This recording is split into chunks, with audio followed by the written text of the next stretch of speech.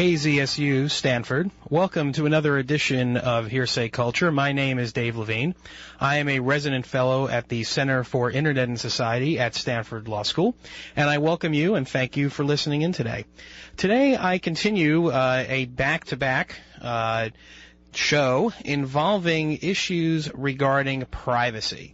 Last week, we had the pleasure of talking to and listening to the comments and analysis of Chris Hoofnagle at Berkeley regarding privacy issues. Today, I'm very pleased to have on with me a guest of equal repute and equal reputation in the field of privacy, Lauren Gelman.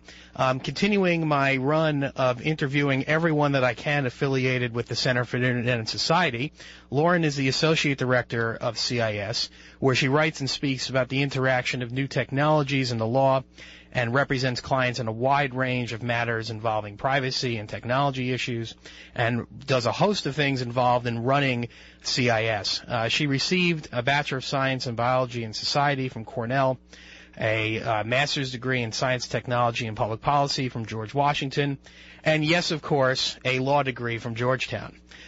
She served on various panels, including Transportation Security Administration, Secure Flight Working Group, and sits on other boards relating to issues involving privacy and technology. This is an issue that continues to be of prime importance to people, that whether they're using technology on a daily basis or using technology on a limited basis, because privacy issues themselves have entered the forefront in every kinds of transaction that you might conduct on the internet, as well as any information that you might share publicly or information that you might share with a third party. And it runs the gamut from issues relating to everything from blogging about your employer to employee rights to the AT&T case, which has been in the press quite a bit, to pretexting, which we discussed last week with Chris and which we'll continue discussing today. Lauren herself, because of her background dealing with the advocacy side of these issues, has pretty unique insights on what's happening on the policy side and where things are going, and so I'll look forward to discussing those issues with her, as well as issues involving the really challenging issues of network neutrality. So I'm very excited to have Lauren here today, and very excited to continue the discussion relating to privacy, getting her perspective on where we are. Lauren, are you there?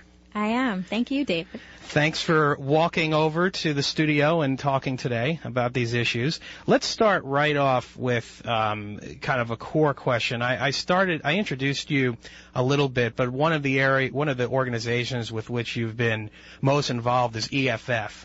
Why don't you tell us a little bit about EFF and how they're involved, and perhaps lead into how you got interested in these issues? Right. Well, I got interested in these issues. I'm going to start with that. Okay. I'll take your last question first. There we go, like quiz show. Exactly. I got interested in these issues coming out of college in 1995 because I, at that time, was a user of very early versions of the Internet, and was very interested in science and technology and how they got integrated into society, and was very interested in a lot of the privacy issues. In fact, the privacy issues were really what first brought me to cyber law, because it was really interesting, the idea that you could email and send messages to people, and those messages would stay around in a way that's very different than, the kind of getting a letter and then throwing that away. And so I started working in D.C. in 95, doing advocacy on these issues, and I started working with EFF in, I think it was about 1999, as their policy director. And EFF is the Electronic Frontier Foundation on the web at EFF.org, and they are the preeminent civil liberties organization that focuses on Internet and new technologies. So they work on everything from voting rights cases to free speech cases to privacy issues to copyright. They have been at the forefront in the protection of people's rights to use music and to remix, and a wide variety of different issues. So They're just a bunch of hard-working, low-paid attorneys trying to do their best to keep the Internet free for the rest of us. And I had the privilege of working with them, for them, and now still work closely with them on a number of different cases. The privacy, especially now, has become such a hot-button issue because of the prevalence of technology and how people communicate with companies and governments and people with whom they're supposed to have a special relationship. Because of your background looking at these issues for a number of years, I'm curious to ask kind of what will sound like a very broad question, but when someone would ask you, why is this an issue? Why should I be concerned about privacy on the Internet? What's your response to that question? Well, the way the technology has changed, it has taken information that was previously available just in libraries or archives or in your house and made it accessible on the web to everybody. So the technology has really affected this transformation in people's privacy rights without the law having to change at all. So you have records that were previously only located in courthouses and now are available on the web to anybody who can search through Google. You have your friends taking pictures of you whenever you're out and posting them on Flickr. You have all these different technologies, and database storage has become very cheap. So companies store information for infinite amounts of time. Databases have become smarter. They talk to each other. So when Amazon collects your information using one database, they can exchange that information and trade that information with Barnes & Noble, who collects information using a different database. And so you can collaborate and put all this information together to create what Dan Solove has called your digital dossier, or a description of your life online. And this gives a lot of information about you. So it's not just about in the brick and mortar world where one company knew what kind of business you did with them. But now, as the information is exchanged digitally, saved in these large databases, you have many companies out there knowing everything about you. And this is a real transformation. The privacy issues that seem to be most prevalent, I think, in people's minds have to deal with situations where information that they thought was going to be held private becomes public. And that's the most stark example, but we know that there are a host of issues dealing with privacy that are really, for, pardon the pun of sorts, but under the radar, as it were. I want to talk about a few of those, some more prevalent than others. I started off the conversation last week with Chris on the issue of pretexting, which continues to be in the front page news, and it's not that often that you have privacy issues like this becoming top of the fold, above the fold stories in the New York Times and the LA Times and the Wall Street Journal and everywhere else. I asked Chris last week, and I'll ask you the same question. We know what pretexting is, and I think we have a general understanding of what it's about. But let's start off with this. Why is it, in your opinion, that pretexting has become apparently a very prevalent practice? The idea of getting private information from phone companies and other places, apparently using what I termed and discussed with Chris last week, amounts to fraud.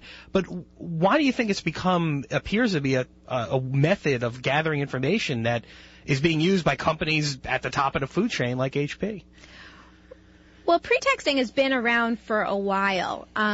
I think that, whether you can call it pretexting, you can call it social engineering, using, faking information about yourself in order to get information from a third party is not new. Probably the cavemen were doing it. Mm-hmm. I think one of the things that's different is the role intermediaries play in society today. So, phone companies have always had information about the numbers that you call and the numbers who call you. But now AT&T can also be your email provider, your ISP, and also have a lot more information about now who you're emailing. Or as your ISP, they might know information about what you're doing on the web. So I think this whole idea of the culture we live in, we're giving so much of our information to third parties so that they can provide a service to us. And when we lose control over that, other people can go to those third parties and try to get information. And this is something I deal with regularly, whether it's the government trying to get that information or civil subpoenas to try to get that information or pretexters, people just trying to social engineer in order to get that information.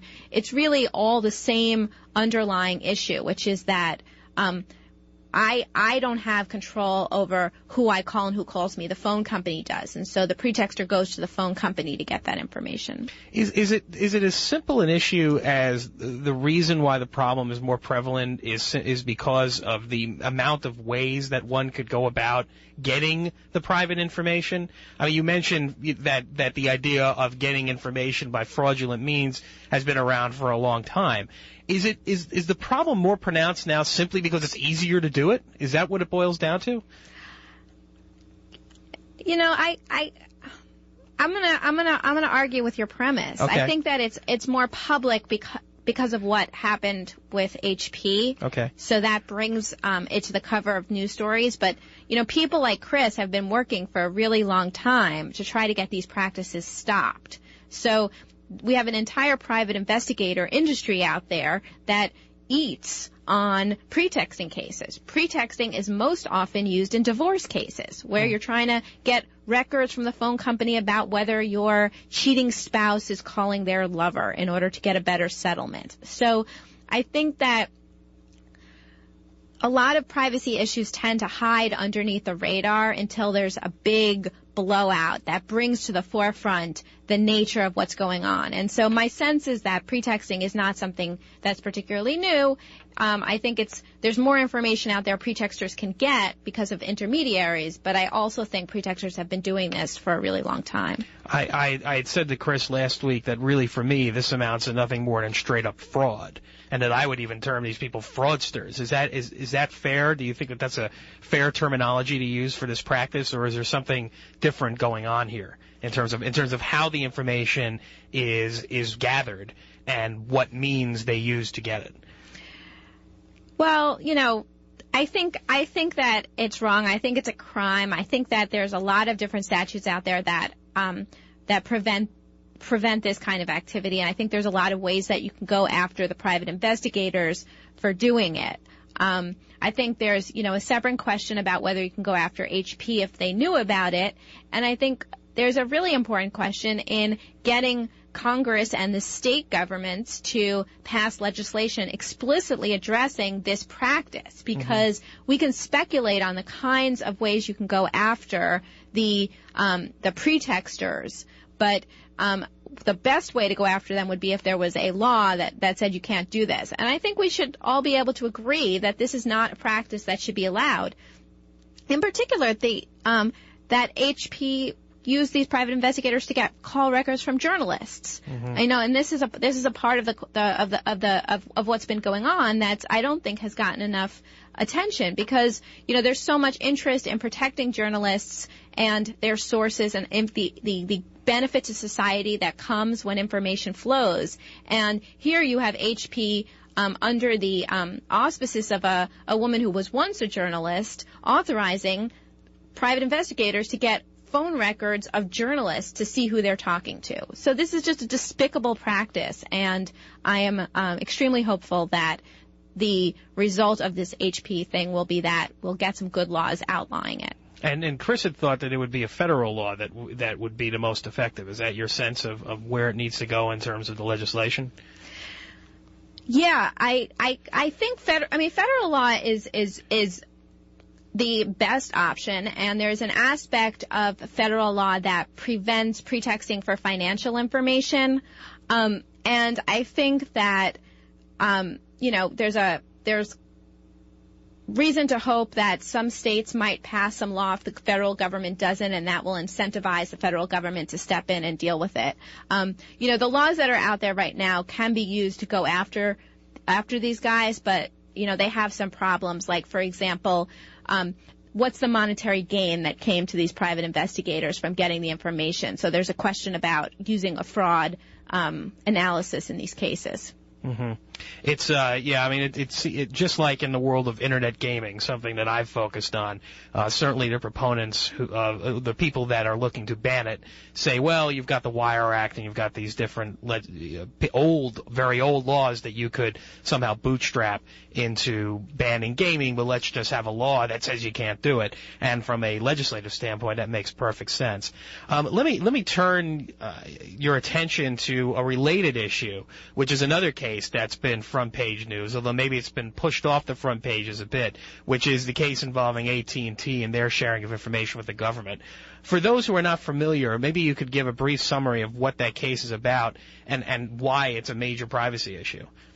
Right. So, well, there's since 9/11, there has been speculation and some good reporting and some admissions by the government that they have been getting information directly from the phone companies, and this, we believe, has been done without a warrant. There's when the government wants to get content information from a phone company like AT&T, they have to show up with a piece of paper because the law says you need a warrant or you need some other piece of paper, depending on the kind of information you're asking for, that explicitly a judge has looked at it and said it's time, it's okay, we agree as the judicial branch that AT&T should turn over the information. And the particular case you're talking about, which is the case that EFF is litigating against AT&T, it's a class action lawsuit. They're representing all people who are AT&T customers, and they're alleging that AT&T has a secret room, and in it they are turning over all the content that comes through their system directly to the NSA. And one of the interesting things that has happened here is the government has said, yes, we're doing this, but there is a question about whose information is being turned over and whether there was this official piece of paper or a signed letter by the Attorney General or some document that authorized AT&T to turn over the information.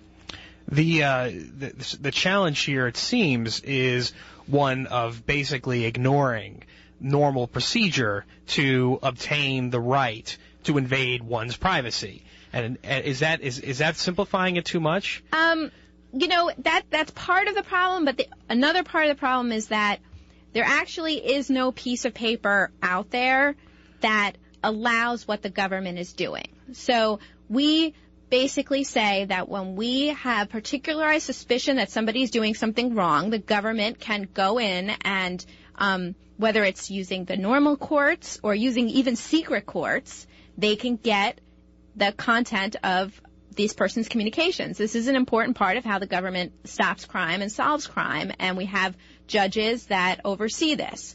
What we don't have is any ability for the government to say, I want all the phone calls of a whole wide-ranging list of people, none of whom I have any particularized suspicion that they've actually done something wrong. I just want to know who they're talking to. Mm-hmm. So the situation would be something like they find a phone book in a cave in Afghanistan, and now they want to tap every phone number in that book. Or they find that same phone book in a house or in a car or something like that. Mm-hmm. Or they find a computer and they want to get the emails of everybody who's on this list, whether you're somebody who just happened to spam this person or whether you're somebody who might actually be in cahoots with them. Mm-hmm. We don't have legal documents because we have a system that says that people are innocent until proven guilty. We have a system that says you have to have some particularized information, someone's doing something wrong before you can wiretap them. And what the government would like to be able to do is say to AT&T, give us all the information, all the content that's coming through your system, and we'll then decide whether or not it's useful. The challenging issue here, obviously, whenever you bring in the specter of a theoretical book sitting in Afghanistan as the issue of national security. And obviously that was the main argument that the government made in justifying this behavior, and of course that's the argument basically that the president is making right now whenever he publicly comments on this. Let me ask you the tough question that I think challenges everyone thinking about these issues, which is how you balance privacy and national security interests. Let me take your hypothetical a step further and get a sense of what your reaction is. So let's say you have this book found in the cave in Afghanistan, and there's reason to think in this hypothetical world that book is directly connected to bin Laden. It's a book of potential members of Al-Qaeda. Why should it be that the government shouldn't be able to say that in and of itself is enough for us to do what we need to do? Now, aside from the procedural question, which to me is obvious, which is that we have a government that involves the rule of law, and that the law therefore applies to every search warrant and every effort to invade this information, regardless of how sensitive it is, whether you go to the FISA secret courts, which have a handful of published opinions that anyone can read, or whether you go into a public court where anyone can sit. What would you say is the privacy concern ultimately in that situation, and how do you balance that against national security interests? Well, I guess what I would say is that in every case, I think if the executive branch has a strong interest in being the people that investigate crimes and prosecute crimes, and it is just good for democracy to have another branch, the judiciary branch, overseeing that process. So if bin Laden's telephone book is found and there are people in there, it is my guess that it is worthwhile for the executive to go through the process of getting the judiciary to approve the warrants so that they can get that information or whatever kind of legal document is required. I think that's a big step away from saying to AT&T, give us all of your content that's flowing through your wires, because somewhere in there might be terrorist communications. Mm-hmm. So the people who are opposed to this program have never said that the government should never be allowed to get the content of communications. What they've said is that just because we are in a so-called war on terror and we are facing threats, we don't give up the basic liberties and the basic tenets of our Constitution, which say we have three branches, they're co-equal, there's oversight between them, and that's what gives us our freedom. So I think that what's particularly offensive about this case is both that the government didn't have a legal tool that they needed, and instead of going to Congress to get Congress to give them that legal tool, or instead of going to the courts to try to get it approved through the courts, they just went directly to AT&T and said, give us this information, and AT&T simply turned it over without any double guessing or questioning the government. Mm-hmm. So my view is that there was space for both Congress or the judiciary to come in and approve what the president wanted to do, and instead of going to either of those co-equal branches, he went directly to AT&T, and that's just not something that's acceptable. I don't care what the risk is. The risk to our democracy is greater than any other risk out there. I think it's one of those issues where you could see just in the Machiavellian sense, if you have a situation where the government wants information and they can sidestep the middleman, which in this case is the courts, and get a party to simply waive on behalf of their own customers their privacy interests, then you could see someone saying, let's just do that and deal with the consequences later. Before we go to a music break, I kind of want to ask you almost a question that tends to be asked more in a high school fight than it does here. But who's worse in this situation, in your opinion? Is it AT&T, who had the responsibility to, I think, to maintain a certain level of fiduciary concern when it comes to the privacy of their customers? Or is it the government who, although they have justifications for what they did, ultimately decided that this was the route that they could take under the rubric of national security? I mean, it's a question that doesn't really solve anything, but I'm curious to get your sense of who's really the ultimate culprit here. Right. I don't know who's worse, but I certainly could say that, the people in government who are trying to get this information, that is their job. And, they do it because they want to keep us safe. AT&T is, as you say, our representative in this fight. I mean, as we sort of started the conversation off when we started talking about intermediaries, here AT&T is the party that has this information about me. And I both trust that they aren't going to turn it over, and there's laws out there that Congress has passed, particularly because intermediaries sit between us and the government. And it's AT&T's responsibility to say no. Not only that, there is a secret court. AT&T could have gone to the secret court and said, we're being asked to do this. Is this right? So as a civil libertarian and as an advocate in this space, I find it weird arguing about how the AT&T did wrong by not going to a secret court. I'm not a big fan of secret courts generally, but to the extent that we do have one, you would hope that it would be used in situations like this, and that there would have been lawyers at AT&T who were squeamish about participating in this program. So I do think, if I had to pick the worst party, I would say the government at least is doing what they're supposed to be doing and trying to prosecute crime, although I don't approve of their methods. Whereas AT&T there's no justification for them to have not sought out some way to determine the legal status of this request before just turning over the information. It's certainly a plausible position, and I'm inclined to agree. And I think it's also a topic that I'd love to continue discussing, maybe on a future show as this case progresses. But let's take a short music break now. When we come back, I want to touch on a couple of other issues that get down to the meta level of people's day-to-day activities. So when we return, we will continue talking to Lauren Gelman, the Associate Director of CIS, the Center for Internet and Society. You are listening to KZSU Stanford, Dave Levine, and Hearsay Culture. Before we get back to Lauren, I just wanted to do what I've done weekly at the bottom of the hour roughly and ask you whether you like what you're hearing.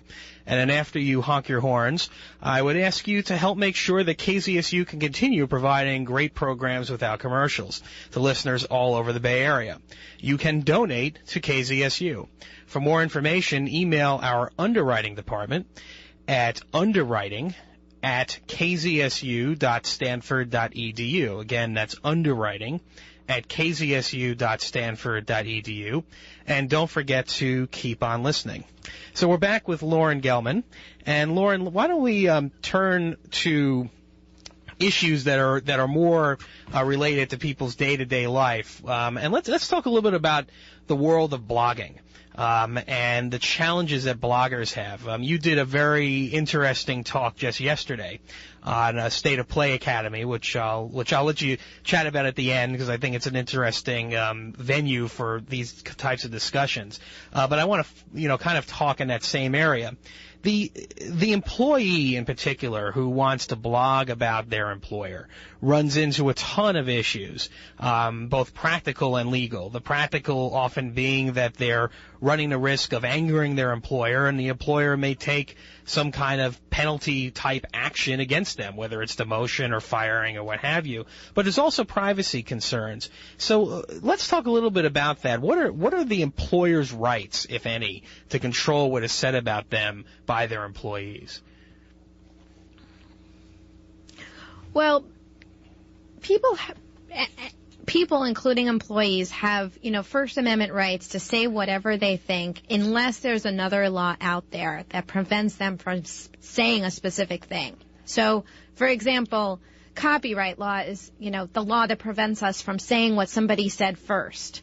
And employers can exercise, for example, trade secret protection over information or trademark or other types of protections over the information of the company. And so if the employee discloses that information and they were under an obligation to keep it secret, then they can be violating their employer's rights, and the employer can actually sue them for that. cases that deal with this stuff you often read about, and they come up periodically in the press, and the basic scenario, hypothetical, but happens, is the employee that decides either blog about or write about something negative involving their employer. And the employer comes back and says either this is, as you're mentioning, is some kind of secret, and therefore they wind up being in a position, the blogger, of having to decide whether they're going to continue exercising their rights, which they perceive to have under the First Amendment, or whether they are going to accede to these concerns involving privacy. My question here is, where is the line drawn, in your opinion, between what information is private and what isn't when it comes to blogs?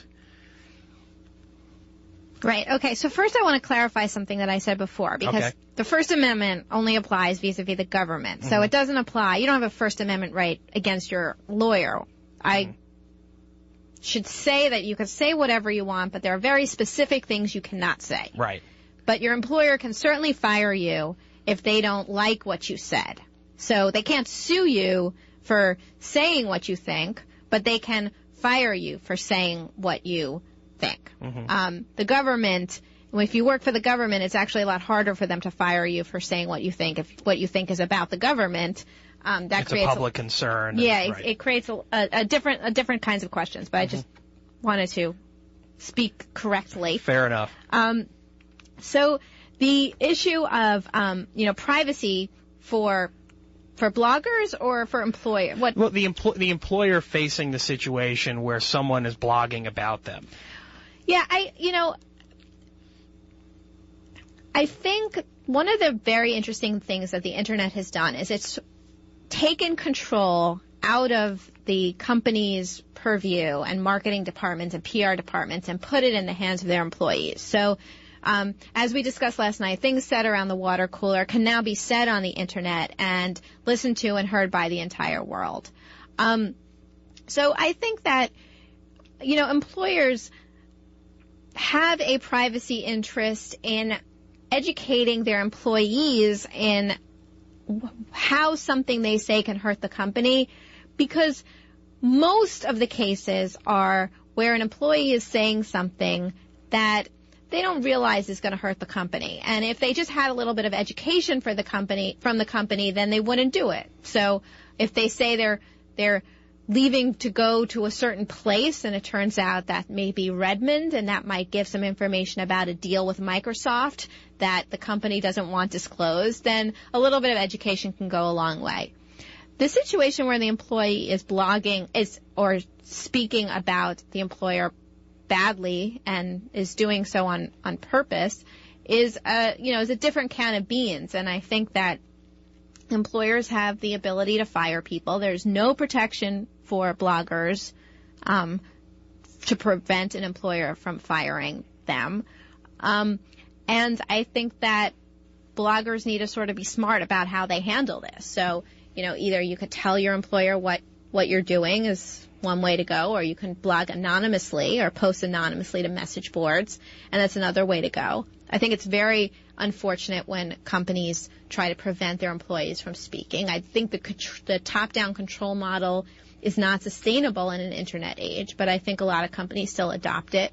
And I think people say things on the Internet that they shouldn't. So, the walk away is it's a balancing, and companies and employees getting used to the digital age, and people shouldn't say things on the Internet they wouldn't want on the front page of the New York Times, and companies should be quickly work to educate employees instead of being quick to fire them. It's and I think what it turns on is that, in my opinion, is that latter point, which is that the Internet and these blogs have the potential to become the loose cannon that you can't control.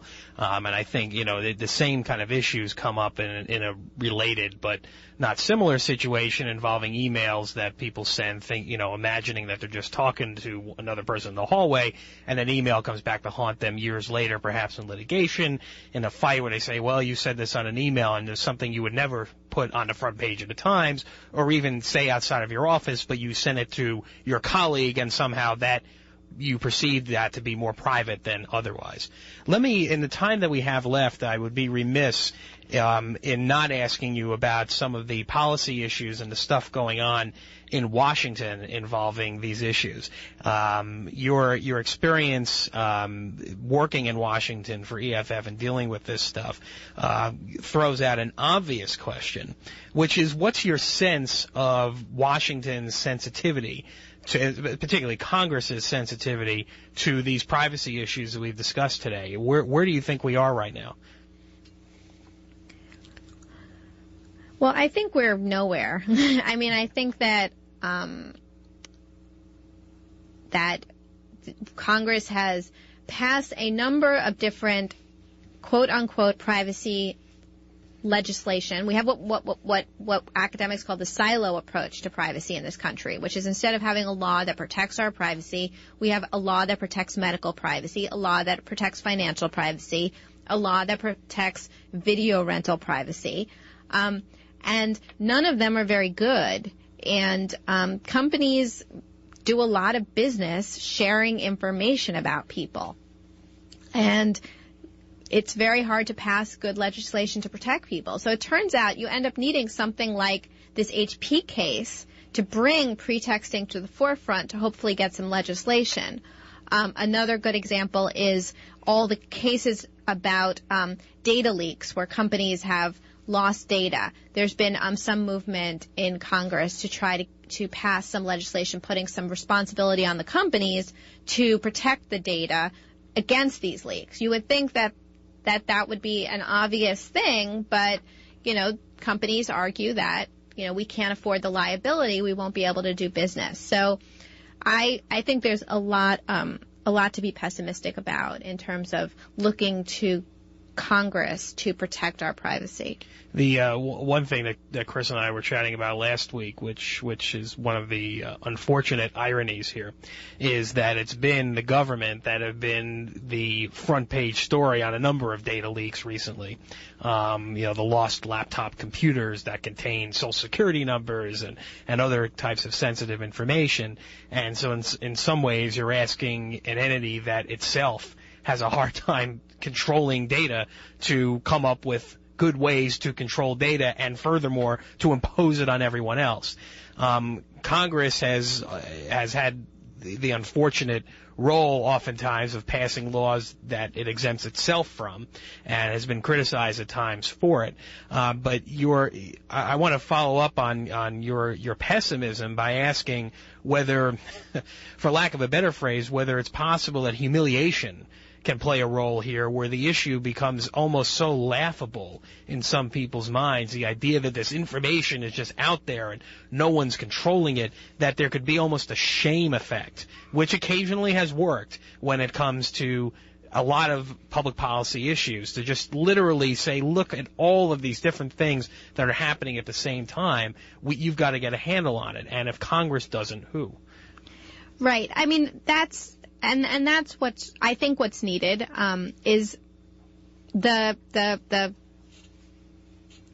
killer app for something really bad happening to people's privacy. So, as the numbers of identity thefts increase, or people's information are spilled and bad things happen, I mean, I'm horrified to be put in the position of hoping for something bad to happen to people in order for Congress to wake up. But, it's not just Congress's fault, it's the public's fault, because the public gives away lots of information about itself in order to get free stuff. Mm-hmm. I mean, we sign up for a free ice cream cone by telling them when our birthday is and where we live and all sorts of other information, and this information is exchanged.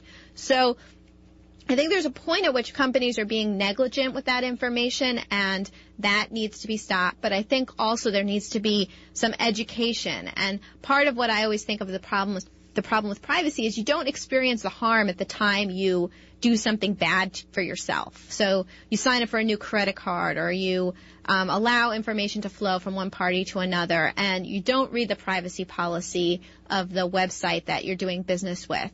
And then a year from now, maybe identity theft can happen, but there's no immediate harm that comes from doing something bad. So I think this is one of the reasons why it's an area ripe and appropriate for legislation.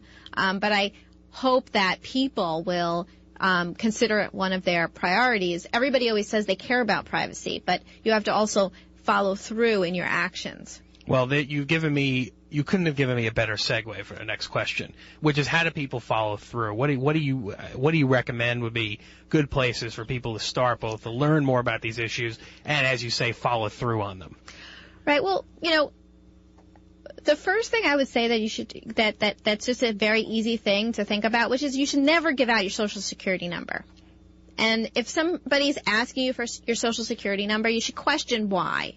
And certainly if it's for, the last 4 digits of your Social Security number, you shouldn't give that information out. You shouldn't give that information out in connection with your mother's maiden name.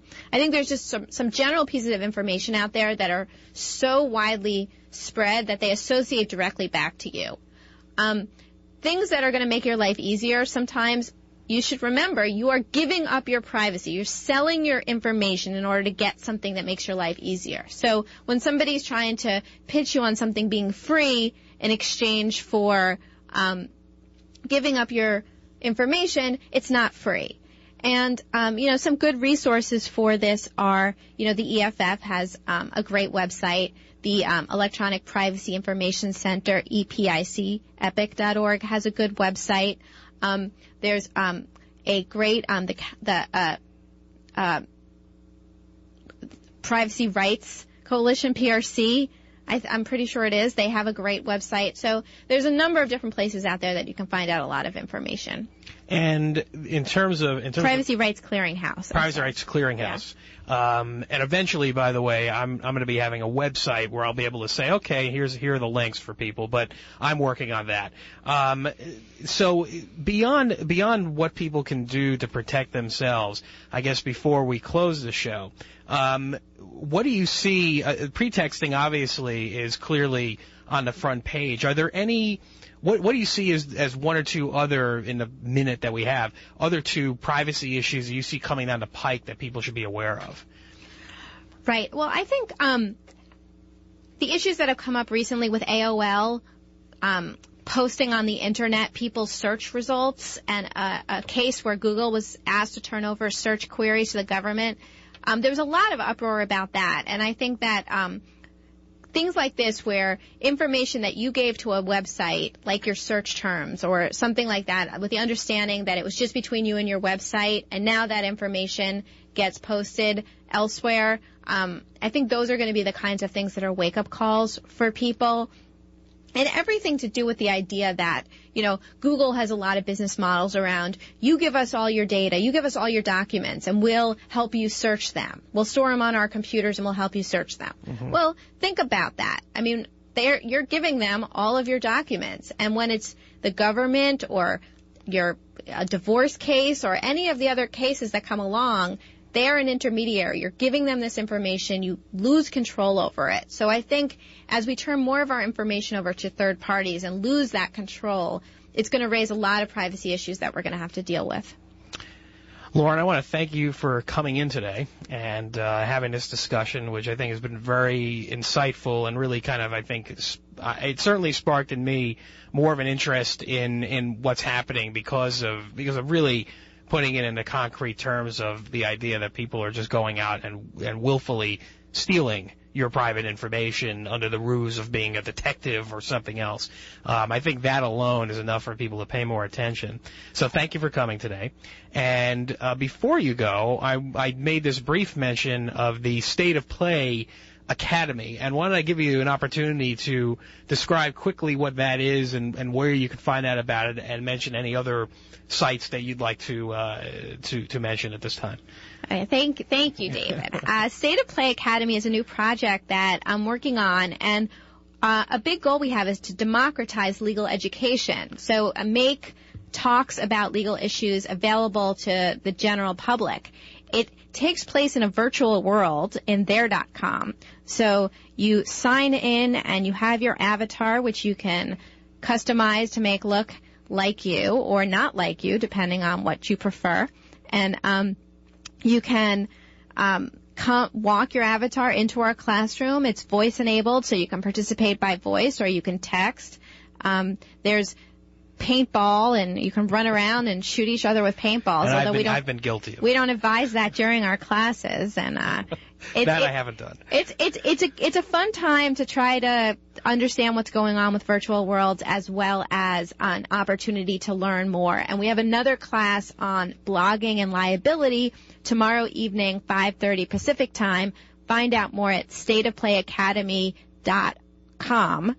I'm also going to plug one other thing, which is I'm talking tomorrow night on the Stanford campus about network neutrality, and it's being organized by planetwork.net. And you can go to that website and find out more and learn about what's happening in Washington with the network neutrality debate. Terrific. And I'll be talking on State of Play next week about I've written an article on trade secrets in public infrastructure, which I'm going to be discussing at the State of Play Academy. So I certainly encourage anyone who wants to see my avatar, which, by the way, for those not technically inclined, is basically your graphical representation of yourself. And mine looks nothing like me, but I think it's fun. But David's avatar has an afro. Yes, I have an afro, which with my hair would be impossible to grow. But it is an interesting and worthwhile environment to consider. And like Lauren said, it is interesting to and kind of really an unusual experience to have a very substantive discussion about law in this virtual world. But that's another topic I think we could discuss in more detail at a later date. So I want to thank Lauren Gelman, the Associate Director of the Center for Internet and Society, for joining me today on Hearsay Culture. I'm going to take a short music break, and when I return, I will close the show. So I want to thank Lauren Gelman for coming in and discussing privacy issues and First Amendment issues as well here on Hearsay Culture. Again, my name is Dave Levine, and I'm a resident fellow at the Center for Internet and Society at Stanford Law School. And this is a weekly show that I do at 5 o'clock Pacific Standard Time here on KZSU. Coming up in a few minutes is your imaginary friend and Brownie in Motion. My show will continue to be running at 5 o'clock. For the foreseeable future. Next week, I'm pleased to have on Jack Lerner from Berkeley, who will be discussing an issue that music fans would be interested in, which is the world of sampling in particular. And so Jack will be here live next week at 5. I'm also going to be interviewing coming up Chris Sprigman, who is a professor of law at the University of Virginia and who's written a very interesting piece on the use of copyright law in fashion, as well as some other stuff. So I'm looking forward to talking to Chris.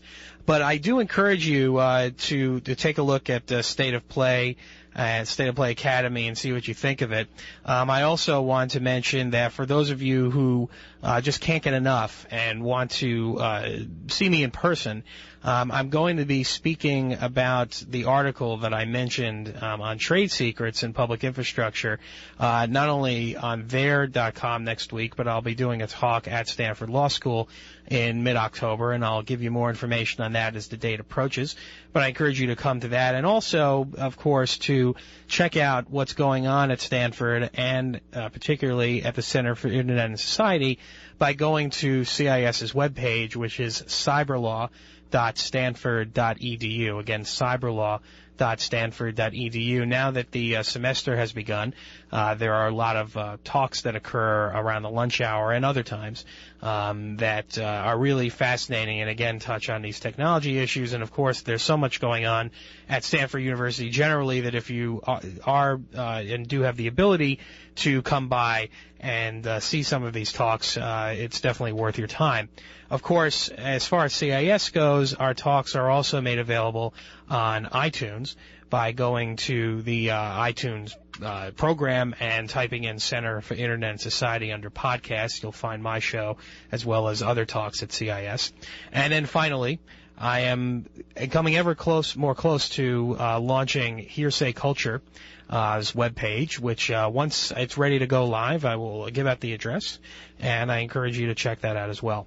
So thank you for listening today to Hearsay Culture, and stay tuned for Brownie in Motion and your imaginary friend. And so we'll close with Dusty Trails, and thanks again. Have a good evening.